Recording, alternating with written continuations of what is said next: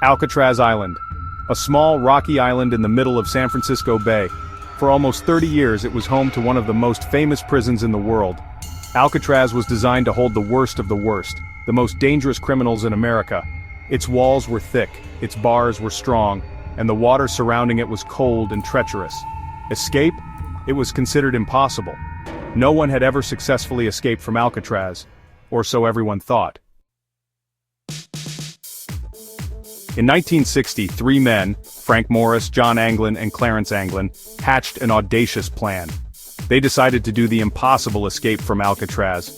Their plan was complex and dangerous. It required meticulous planning, incredible patience, and a good dose of luck. These men were no ordinary criminals. They were cunning and resourceful. They were willing to risk everything for a taste of freedom. Their escape plan centered around the ventilation system in their cells. The air vents, they discovered, were not made of solid concrete like the walls.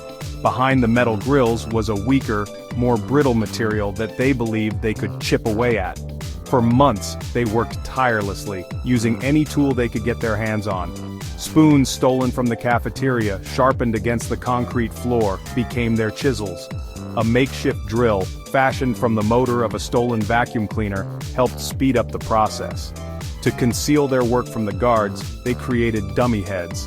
These lifelike decoys, made from a mixture of soap, toilet paper and paint, would sit in their beds during the nighttime head counts, buying them precious time.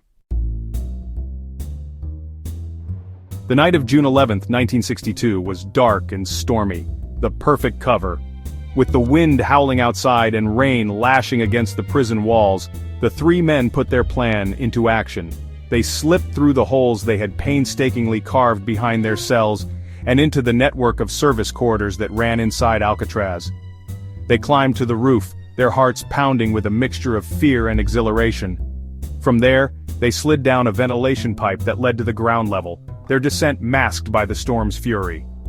Reaching the water's edge, they inflated a raft they had constructed from stolen raincoats, using a concertina as a makeshift bellows. Then, under the cover of darkness, they slipped into the icy waters of San Francisco Bay, paddling towards the distant lights of the city.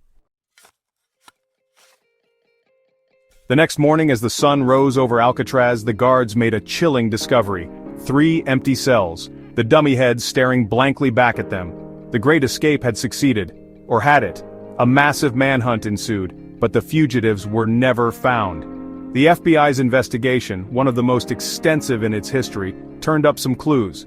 A paddle, a life preserver, and a waterproof bag containing personal belongings, all discovered on nearby Angel Island. But the fate of the 3 men remained a mystery. Did they drown in the treacherous currents of the bay, their bodies swept out to sea? Or did they manage to reach land, disappearing into the anonymity of a new life, their escape a legend whispered among the bars and cells of Alcatraz? The mystery of the Great Alcatraz Escape continues to intrigue and fascinate, a testament to the enduring power of hope, even in the face of impossible odds.